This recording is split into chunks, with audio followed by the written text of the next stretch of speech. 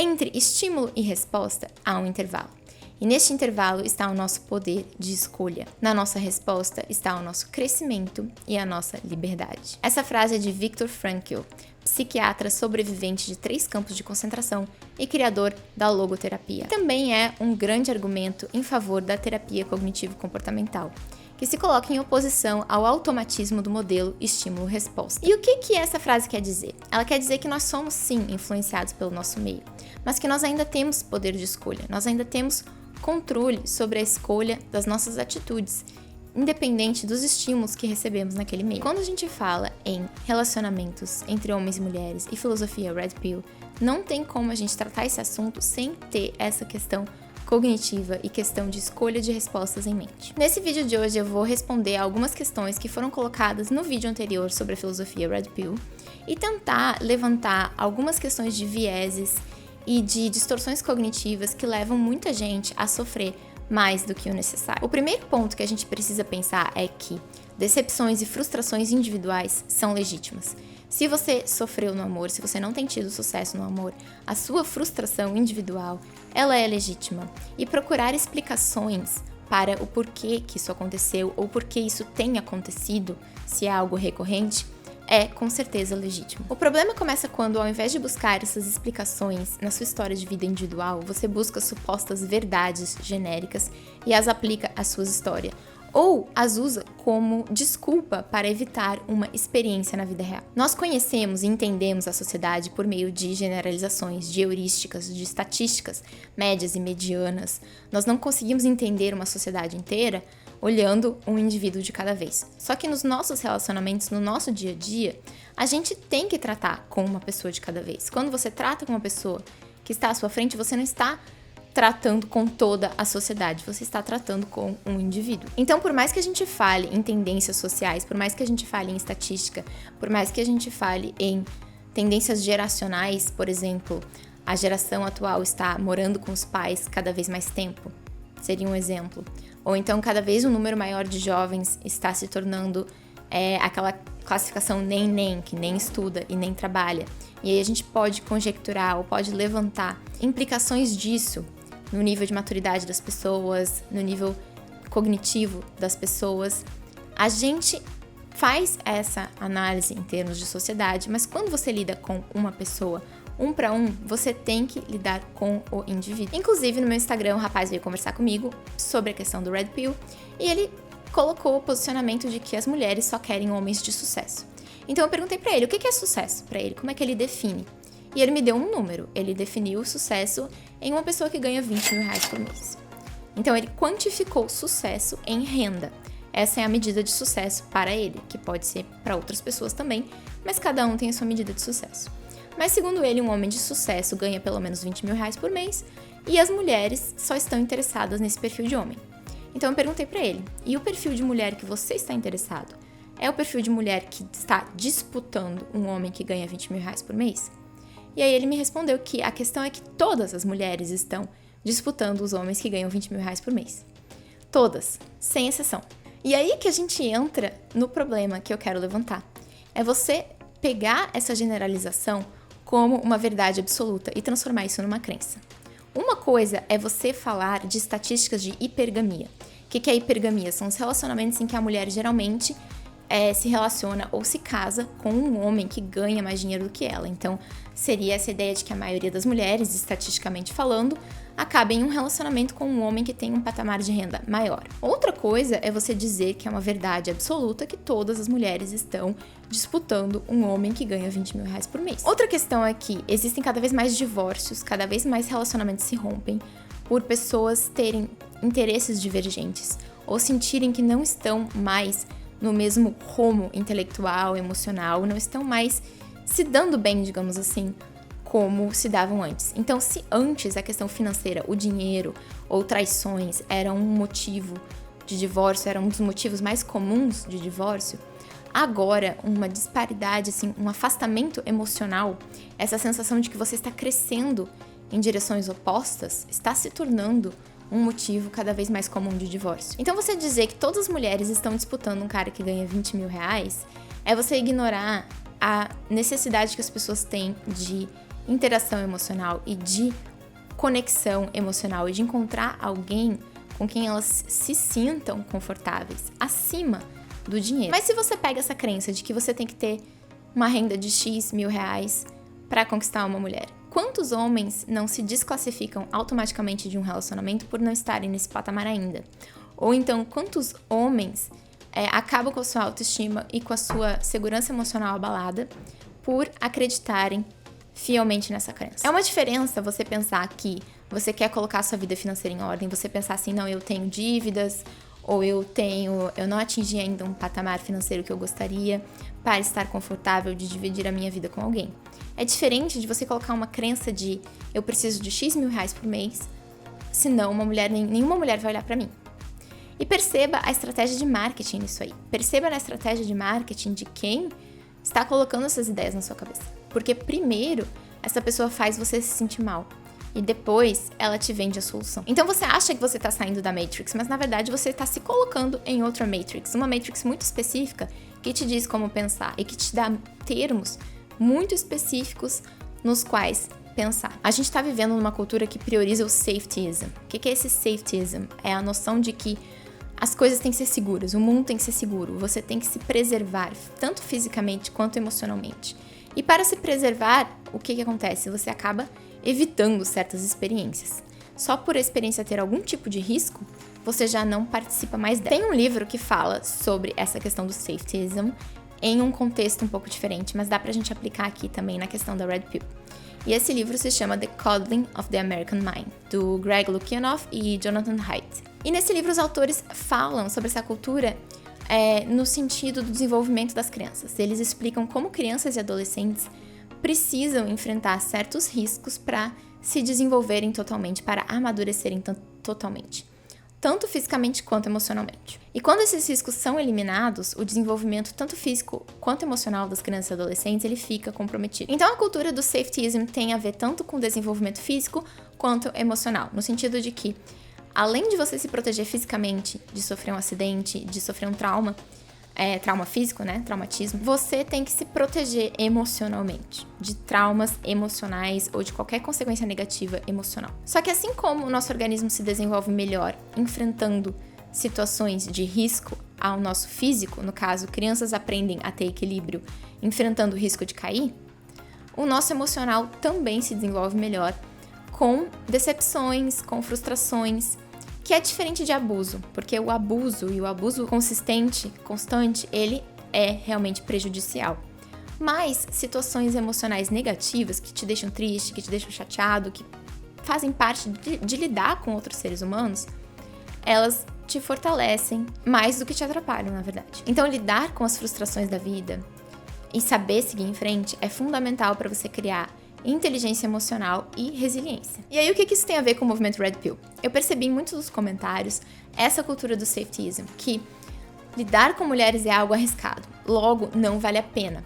Ou então, só vale a pena se você for super preparado com essa teoria e você tá dominando, tudo que você precisa saber sobre as mulheres de uma forma altamente teórica e de uma forma altamente teórica passada para você por outras pessoas que tiveram outras experiências enviesadas e você tá tomando isso como sabedoria. Então, assim, a questão que eu vi em muitos comentários não é nem você falar de decepções passadas e de você falar da sua mágoa, mas as pessoas falando de possíveis decepções hipotéticas que podem ou não acontecer no futuro. E aí, para isso, você tem que estar super preparado. E é isso que entra o safetyism, essa noção de que, não vale a pena ir ter uma experiência se essa experiência não for segura. Se eu tiver uma forma de garantir que eu não vou me decepcionar. Só que não é com esse tipo de teoria que você vê na Red Pill que você vai garantir que você não vai se decepcionar. É a mesma coisa você andar de carro. Você andar de carro, você corre o risco de sofrer um acidente. Tanto no banco do motorista quanto no banco do passageiro. Só que esse risco não impede a maioria das pessoas de andar de carro. Elas continuam andando de carro. O que elas fazem? Elas colocam um cinto de segurança para minimizar os danos em caso de acidente. E qual é o cinto de segurança no relacionamento? É você ter autoconhecimento. É você ter inteligência emocional. É você desenvolver resiliência. É você aprender a conhecer o outro aos poucos. Não é você ter um falso controle de tudo, porque você classificou a mulher nisso, e aí você tá vendo que, porque ela é mãe solteira, então ela vai ser assim, assim, assim, e você acha que sabe tudo. E andando de carro, mesmo de cinto de segurança, você pode sofrer um acidente, e esse acidente pode ser fatal. Então, mesmo você desenvolvendo a sua inteligência emocional, e mesmo você desenvolvendo a sua resiliência e desenvolvendo a sua capacidade de se relacionar com o outro, você pode acabar num relacionamento ruim. Por quê? As pessoas são psicopatas, as pessoas são narcisistas, as pessoas são sociopatas, as pessoas mentem, as pessoas manipulam, algumas, não todas. E tanto homens quanto mulheres, tá? Existem homens que manipulam e mulheres que manipulam, existem homens que mentem, existem mulheres que mentem. E você pode acabar caindo, é um risco. E aí que eu volto à questão da escolha. Você vai escolher, tá? Você quer pegar e entrar no carro com cinto de segurança, mas ir correndo os riscos? Ou você vai ficar em casa? Então, assim, é interessante você aprender a ler sinais de baixa inteligência emocional em alguém. É interessante você aprender sinais que uma pessoa é manipuladora ou que uma pessoa não respeita a sua saúde mental e não respeita os seus limites. Mas aprender a ler esses sinais vai ser de uma forma muito individual e vai ser de uma forma progressiva, se relacionando com os outros. E não colocando num fórum de internet o que você acha que uma mãe solteira vai fazer só porque ela é mãe solteira. Ou o que você acha que uma mulher de tantos e tantos anos vai fazer só porque ela tem tantos e tantos anos, ao invés de você realmente ir se relacionar com alguém. Então, às vezes, sair dessa teoria, essa teoria que parece muito genial, você sair dessa teoria e ir pra prática, é o que realmente vai te fazer viver e ter relacionamentos, né, que podem dar certo ou dar errado. Um outro exemplo que eu quero trazer do livro The Coding of the American Mind é a questão das crianças desaparecidas. Eles usam esse exemplo no livro, criou-se na década de 80 e a partir da década de 80 e 90 um pânico muito grande de crianças serem sequestradas. A partir do quê? A partir do caso de um garoto que foi sequestrado por um desconhecido e foi morto por esse desconhecido. E o pai criou a campanha de colocar foto das crianças desaparecidas na caixinha do leite e de divulgar as fotos dessas crianças desaparecidas. E aí começou a haver uma divulgação muito grande de crianças desaparecidas e fotos de crianças desaparecidas. Só que o que acontece? Estatisticamente falando, uma criança ser sequestrada por alguém desconhecido, assim, do nada, é muito, muito pequena. A chance quase nunca acontece. A maioria das crianças desaparecidas, inclusive as que acabam na caixinha do leite, são crianças que se comunicaram mal com os pais e acabaram indo para o endereço errado e depois elas são encontradas. Crianças que fugiram de casa e depois acabam também sendo encontradas. Ou crianças que são sequestradas por um pai que não tem a guarda. O pai ou uma mãe, às vezes o pai ou a mãe não tem a guarda da criança, pega a criança e vai embora. Então, essa criança ela não está em risco de vida, ela só não está sendo encontrada no momento e depois ela acaba sendo encontrada. Só que você colocar tanta foto de tanta criança na caixinha do leite faz parecer que sequestro de criança é uma coisa super comum, muito mais comum do que é. E isso incentiva a questão de você super proteger, de você ter um safetyism, de você querer que tudo seja muito seguro o tempo inteiro. E aí, relacionando isso ao movimento Red Pill, muitos dos riscos que o pessoal coloca de você se relacionar com uma mulher são baseados em anedotas. E a internet, ela faz cada anedota parecer muito maior do que é. Então, se você coleciona várias histórias aqui e ali de alguma injustiça, você consegue fazer parecer que o risco é muito maior do que ele realmente é. E quando a gente fala em risco, a gente tem que pensar que existe o risco de dar errado, mas também existe o risco de dar certo, e de dar muito certo. No livro O Casamento Tudo ou Nada, do Eli Finkel, ele fala sobre como os melhores casamentos dos dias de hoje são os melhores casamentos da história da humanidade. Mas você só vai chegar nesse tipo de relacionamento, num relacionamento desse nível, se você arriscar dar errado. E aí só você vai saber escolher se você quer assumir esse risco ou não. Eu não tô aqui pra dizer pra ninguém que relacionamento é fácil. Eu não tô aqui pra dizer pra ninguém que você tem uma alma gêmea reservada pra você em algum lugar. E eu também não estou aqui pra convencer homem nenhum a se relacionar com mulher nenhuma. Eu estou aqui pra dizer que a escolha é sua, mas pra você tomar cuidado com o raciocínio que você está usando pra justificar essas escolhas. Porque esse raciocínio é muito tribal. É um raciocínio que é uma jogada de marketing, de falar em Red Pill e sair da Matrix, é uma jogada de marketing que te coloca para tentar se sentir superior a outras pessoas. E quando você começa a ver que existem várias classificações, existe toda uma linguagem própria desse movimento que fala em macho alfa, beta, sigma, simp, Stacy, Chad, um monte de coisas. Que o quê? Quanto mais detalhes você tem nesse vocabulário, quanto mais específico é o vocabulário, mais você cria uma sensação de que Só quem te entende é quem fala aquele vocabulário. Ou então quem fala aquele vocabulário, quem fala aquele idioma, tem um entendimento diferente ou superior dos demais. Porque nós estamos falando uma língua à parte do restante. Então nós somos diferentes, a nossa tribo é diferente, nós nos identificamos dentro dessa tribo e nós somos superiores aos demais. É quase como, assim... E aí vai virando um videogame, porque quanto mais você entende certas coisas, quanto mais você fala sobre certas coisas, parece que você vai destravando fases e aí você está evoluindo depois de uma fase vem pra outra e aí finalmente você vai ser um macho alfa, ou sei lá o que seja isso. E isso serve pra quê? Pra deixar você ligado naquilo ali e pra fazer você investir naquilo ali tanto o seu tempo, quanto a sua energia emocional, quanto dinheiro mesmo, né? Do seu dinheiro que você coloca nisso daí. Então eu só digo pra você ficar ligado porque você deve ter a sua percepção do mundo e ela deve ser sua. Mas presta atenção, assim, como você acaba se enquadrando nessas caixinhas que são construídas por outras pessoas e que são construídas pra te manipular por meio da emoção. E você acha que você está se libertando. Na verdade, você está sendo manipulado, mas de uma forma diferente do que você achava. Então é aí que eu volto para minha fala no início. Entre estímulo e resposta, existe um poder de escolha. Você vai escolher como você vai modular a sua resposta. E aí, o que você está escolhendo para sua vida? Você está escolhendo não tomar nenhum risco, você está escolhendo a cultura de safetyism, que diz que tudo tem que ser seguro, todas as experiências têm que ser seguras, tanto físicas quanto emocionais, você não pode correr o risco de se machucar. Ou então você tem que tentar controlar tudo, e aí você só pode se relacionar com outra pessoa se você controla todos os fatores, ou se você tem a ilusão de que está controlando todos os fatores, ou você vai lidar com a sua vida um dia de cada vez, uma pessoa de cada vez, sabendo que existem riscos, e construindo sua resiliência no processo. E outra coisa que a gente tem que entender é que mesmo os melhores relacionamentos vão ter altos e baixos. A questão às vezes não é como você tem um conflito ou uma situação difícil, mas como você repara isso. E você entender que sentir uma emoção negativa, ter uma experiência negativa não é o fim do mundo. E é isso que vem na nossa cultura de safetyism, nessa ideia de que tudo tem que ser seguro o tempo todo, tem que ser emocionalmente seguro o tempo todo, que você não pode sofrer nenhum tipo de baque.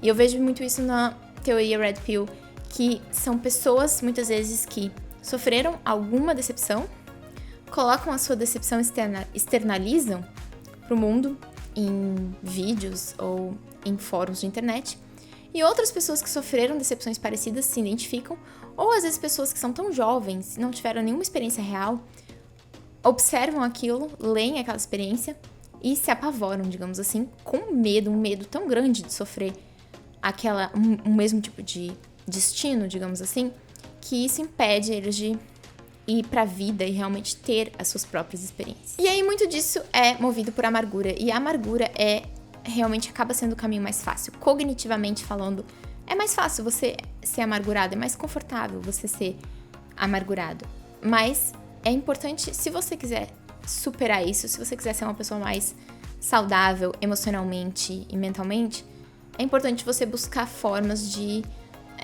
não se deixar levar por essa amargura, tá? E encarar a vida com seus altos e baixos como ela é e conhecer as pessoas no nível do indivíduo como ela é. E tomar cuidado com essa questão tribal, tá? Acho que o meu principal alerta aqui, pra quem se interessa por essa filosofia Red Pill, é essa questão tribal. É essa questão de, tipo, você tá se identificando com um grupo que tem um idioma específico, uma língua específica que fala de Stacy, Chad, Alpha, Beta, Sigma, Simp, etc, etc, etc. E aí você vê o quanto que isso tá roubando da sua vida, o quanto que você tá ficando obcecado por isso e você tá tão vidrado nisso que você não tá realmente vivendo a vida real. Então é isso, concluindo, a escolha é sua. Você quer viver a vida, você quer viver a sua vida, ou você quer estar num estado de alerta, achando que existe perigo a cada esquina e a sua segurança maior está em não viver, ou então tentar viver como se você estivesse num jogo em que você precisa cumprir esse quesito pra passar de fase, tá? Essa não necessariamente é a melhor forma de ver a vida e não é necessariamente a forma mais saudável de viver a vida e de construir nada. E aí quando você fala em homens, mulheres e filosofia Red Pill, É muito fácil você cair em generalizações e você falar que um lado não presta ou que o outro lado não presta e trocar acusações. Mas eu queria dizer assim, o meu interesse aqui é no indivíduo. O meu interesse é como cada pessoa pode encarar a vida de uma forma mais saudável e pode contribuir para a sociedade e para o mundo de uma forma mais saudável. Relacionamentos são parte disso, tá? Mas o relacionamento amoroso não é tudo. Existem relacionamentos de amizade, existem relacionamentos de comunidade que também contribuem para você ter uma experiência mais completa, para você ser mais feliz, para você ter uma vida mais longeva também. Mas então é isso, eu vou deixar aqui o meu alerta para você prestar atenção em argumentos que estão fazendo você pensar com o seu lado emocional, tá? E te prendendo num sentimento tribal que te coloca sempre como se você estivesse lidando com uma série de inimigos. E não necessariamente é isso que funciona a vida, tá?